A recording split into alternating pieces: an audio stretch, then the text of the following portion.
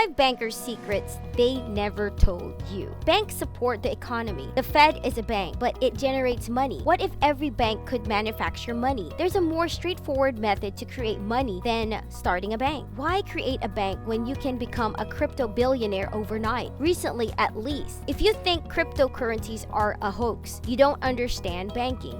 This movie looks at 5 money facts banks don't want you to know, because if everyone knew them, the financial system would collapse. Henry Ford remarked, "If people understood our banking and monetary system, there would be a revolution by tomorrow morning." First truth: banks are a complete hoax. How much interest do you get on bank deposits? At first appearance, a few percent seems necessary, right? The statistics show otherwise. Top banks, including Citibank, give less than 0.5%. Some banks provide a greater rate, but it's still around 1%, mainly while low rates. Think about it. Your money rises by 0.5%, but inflation is 2.5%. Wealth depreciates every year. You're better off spending than banking that money. Your money's buying power will decline in a few years. When inflation soars as it does currently, asset values like houses and equities soar, as we've seen in the previous year. A bank is about storing money, not making it. Second truth: every bank can print money. If I said banks generate money, you wouldn't believe me, since only the Fed can do so. It's the source of the dollar and possesses the loan printing press. The banking system allows any bank in the nation on the globe to produce money based on deposit. What will a bank do with the $1,000 you deposit? The bank loans your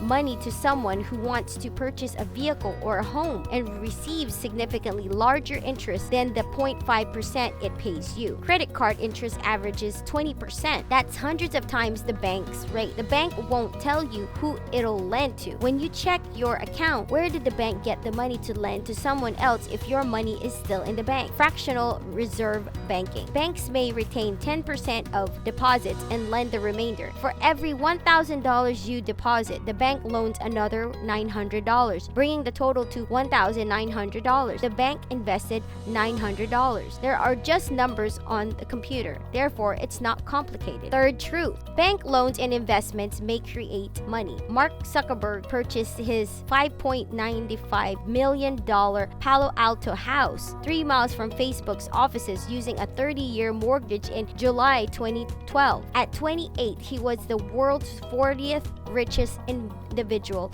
with $15.6 billion. Why would someone with billions of dollars fall into debt? He could easily purchase a dozen $600 million mansions in cash. Why borrow money? Free money. I agree, it's unbelievable. Who gives a millionaire free money? Who offers free cash unless it's charity? Interest rates rule. Remember, when we said banks had such a poor ROI that it's not worth leaving your money there, since it doesn't fight inflation, thus you lose money. Here, it's the opposite. Any money you borrow below the inflation rate is free money. Zuckerberg's mortgage rate was 1.05%. Since mortgage rates are below inflation, the bank loses. Math isn't hard. Consider borrowing $1 million at 1.05%. Before the epidemic, the average savings account yield was 2.4% and is currently less than 1%. Even if you put the $1 million in another bank, you'll earn $24,000 a year while only paying $10,500, 1.05% to the lender. Imagine doing it with $100 million or $100 billion.